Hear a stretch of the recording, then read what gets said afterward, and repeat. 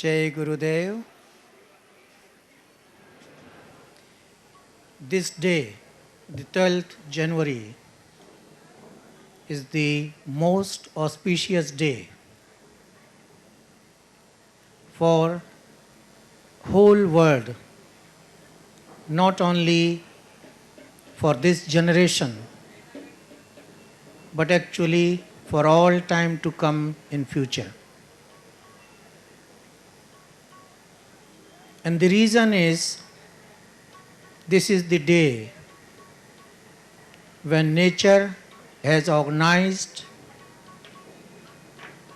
to organize the heavenly life on earth. अपने यहाँ कहते हैं भूतल पर स्वर्ग. ये मात्र एक कल्पना नहीं है. भूतल पर स्वर्ग की मात्र एक कल्पना नहीं है. दिस इज अ रियलिटी, वास्तविकता है.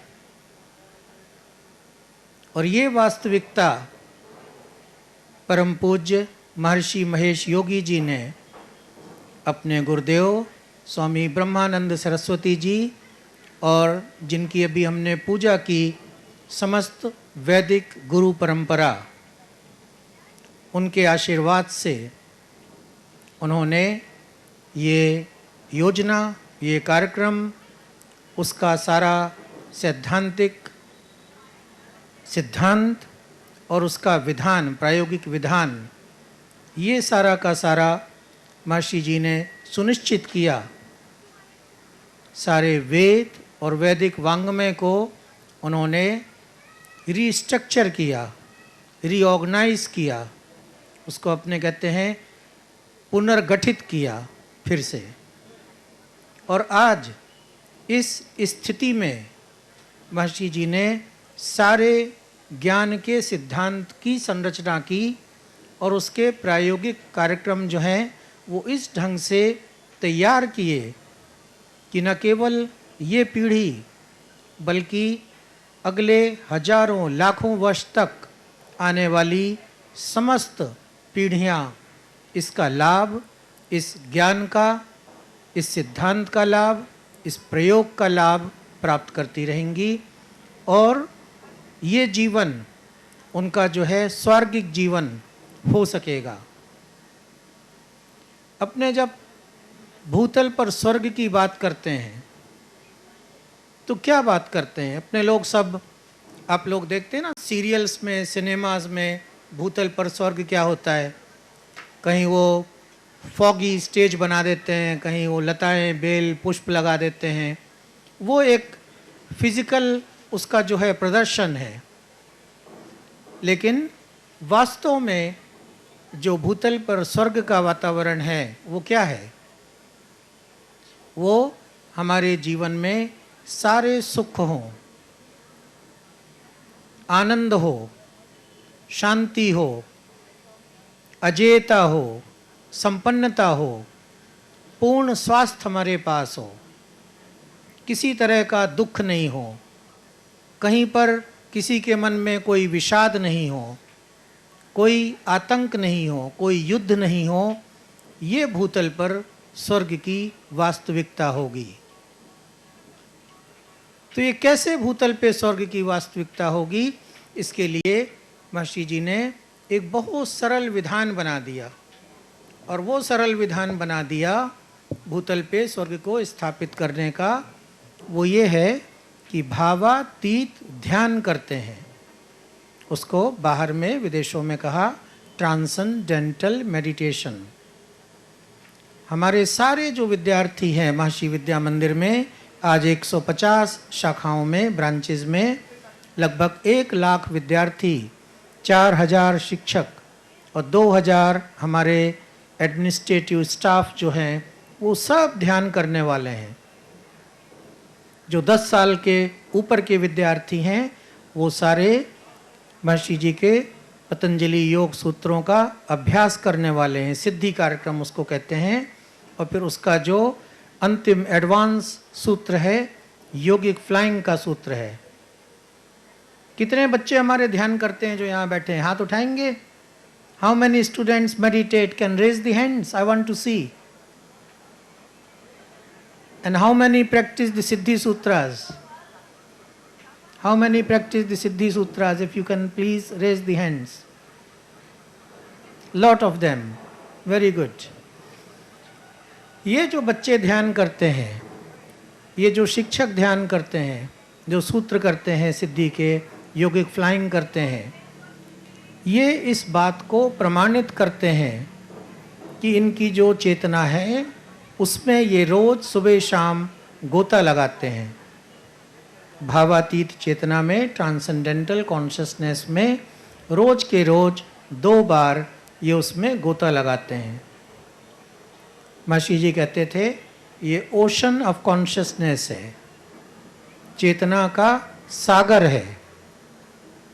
और ये चेतना का सागर ज्ञान, शक्ति और आनंद तीनों का सागर है।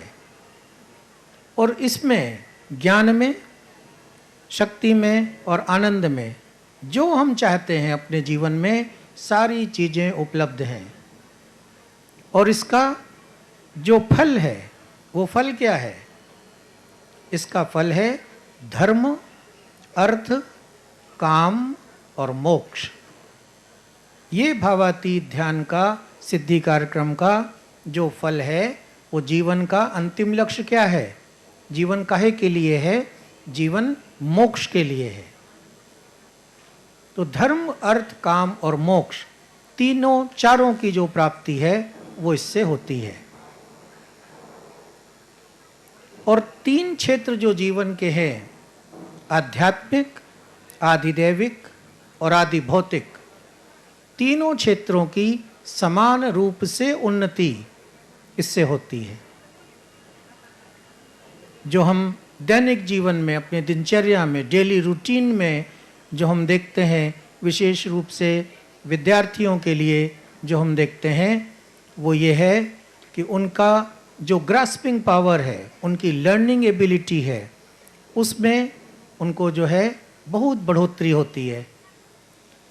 हम जाते हैं अपने स्कूलों में, दूसरे स्कूलों में भी जाते हैं, हम देखते हैं दूसरे स्कूलों में बड़ा टेंस एटमॉस्फेयर रहता है, टीचर्स का भी, एडमिनिस्ट्रेशन का भी, विद्यार्थियों का भी।